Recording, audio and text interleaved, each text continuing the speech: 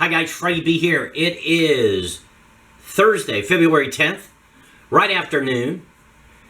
It is time for Freddie BZ Pathetic Picks for Super Bowl 56. These are the picks that I have. These are my stone cold lock picks that you'll need to bet every angle of the game, okay? They're called pathetic picks for a reason. I have no clue why I make the picks I do, but at the end, I'm going to tell you who's going to win the Super Bowl and why. So anyway, the first thing I'm going to start off with is the funnest part of the Super Bowl, which is the proposition bets, okay? So I have a list of proposition bets, and I'm going to give you my pathetic picks on the proposition bets for this Super Bowl, okay? I've got 20 plus of them or whatever, and we will we'll go through them one by one. This was given to me by Sports Interaction, which is the Super Bowl party prop bet thing. Anyway, the reason I went with them is because I got a list. So here's a couple of the proposition bets that you can bet on in the Super Bowl if you wanted to. The first one is the length of the national anthem. I couldn't tell you which artist is doing the national anthem this year, but I'm sure whatever it is, they probably hate America. But that's not part of the bets. The bets are, what's the length of the national anthem, and is it over or under 122.5 seconds? Okay, so 122 seconds is 2 minutes, 2.5 seconds. Okay, I gotta tell you, I'm taking the over on that.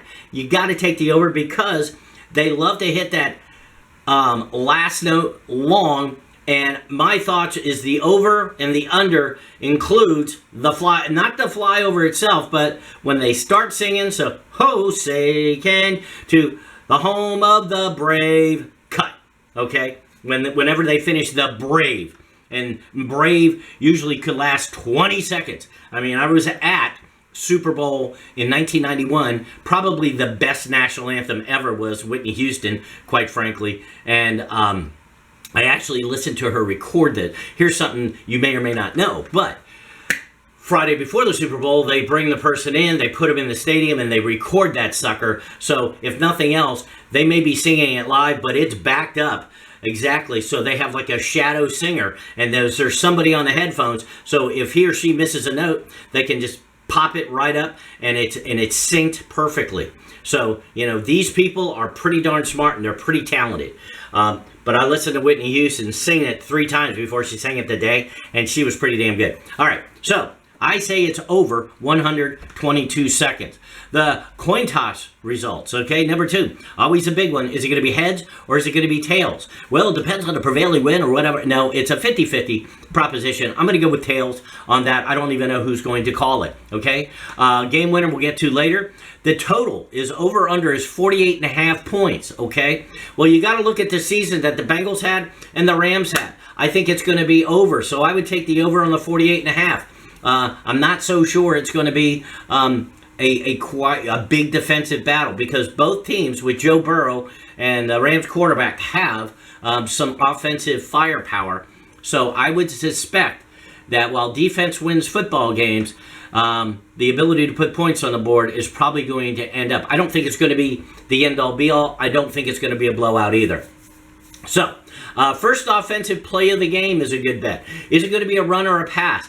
I would think 80% of the time you're going to say it's a run, and I'm going to go with that on that.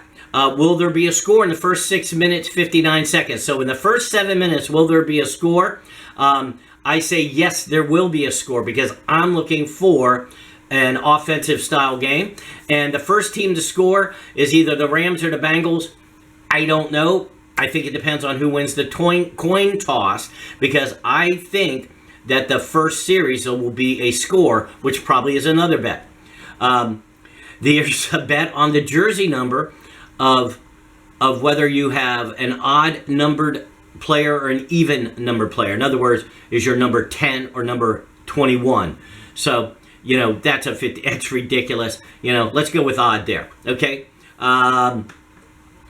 First accepted penalty will be against either the Rams or the Bengals. Again, I believe that has to do with whoever has the first possession. So let's just say LA, I believe, is a home team because they're playing in their home stadium. So let's just assume that they get the home team.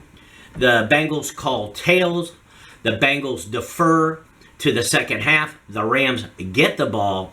The Rams have an offsides or actually have a holding penalty, and the Bengals accept it.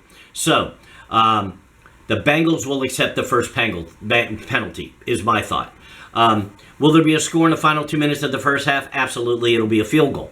Will a team score 3 consecutive times, not including point after attempts? In other words, will they have 3 possessions and then 3 touchdowns? Not going to happen, okay? Matthew Stafford is the LA quarterback, great quarterback, okay? Matthew Stafford. Will he pass over or under 284.5 yards? Again, I think it's going to be an offensive contest, so I'm going to say take that. Will Joe Burrow pass over 276.5 yards? I think it's going to be an offensive contest. So, take that one. Total receiving yards for Cooper Kupp, over and under is 104.5. Don't know. Total receiving yards for Jamar Chase, over 80.5. Don't know. Not going to take it. But let's just say, since they're probably 2 of the main guys, I would say Kupp under 104 and Chase over the 80.5. Length of the longest successful field goal is over 46.5 yards. I'll take the over there. The over-under is 46. Team with the longest successful field goal. I don't know. Probably Rams.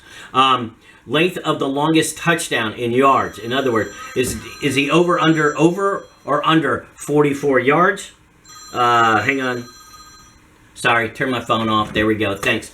So, length of the longest successful touchdown in yards. In other words, there's going to be a long pass, and the over-under is 44.5 yards. So is somebody going to go deep? I say yes. Somebody's going to go deep. I don't know. The next one is team with the longest touchdown. Don't know whether that would be the Rams or the Bengals, although Joe Burrow would lead me to believe maybe the Bengals. I don't know. You know, it would be interesting if the Bengals' first play came out and just slung it down the field. Total quarterback sacks for both sides, over and under 4.5. I say I take the under there. Total turnovers, over and under 2.5. Are there going to be 3 turnovers in the game? Yeah, I'd say there's 3 turnovers. I mean, if you look at any NFL football game, I don't care who the teams are, there's usually 1 or 2 or 3 turnovers. So I'm going to take the over on that. Okay. Number of challenges initiated by coaches. Well, the over-under is 1.5. These guys are playing for life. Don't know. I'm going to say over on that, though. Okay? Let's see. We're getting there to the end. Will there be a missed extra point? No, there will not be. Color of the Gatorade bath. That's hilarious. They either have white or clear or any other color. I think it'll be any other color. And the position of the Super Bowl MVP. In other words, will the quarterback become, that's the question, the quarterback or any other position? You know, traditionally the leader of the team becomes the MVP. And when you go back to Tom Brady and what have you, you know, so much can be said about him being the Super Bowl MVP of all time.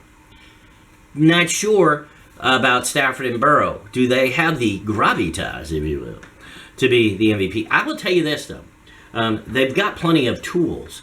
So I'm going to say no. I think probably you're going to have a wide receiver or maybe a running back become MVP. Might be the guy that breaks that long play. Who knows? So, those are the prop bets that I'll give you on Freddie BZ Pathetic Picks. And now, ladies and gentlemen, the pick for the Super Bowl. 56. Okay? The over-under, okay, I said is 48.5, and I think it's going to be over 48.5 points.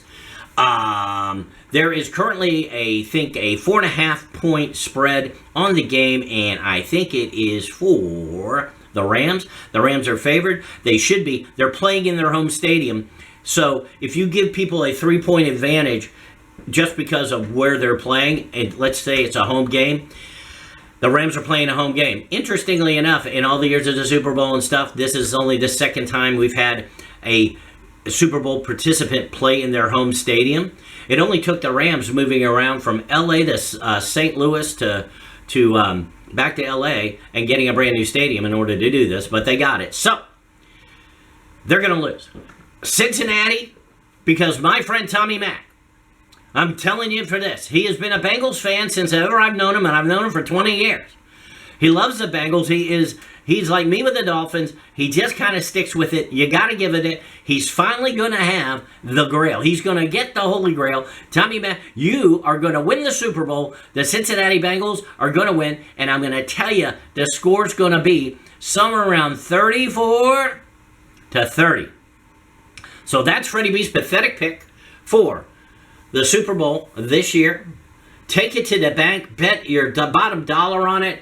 I'm bet Forex and lost a fortune today. So guarantee that if you bet my way, something's going to happen. So have a wonderful Super Bowl. I'll talk to you soon. Well, guess what's next? Daytona 500. I don't know if we're going to do picks for that.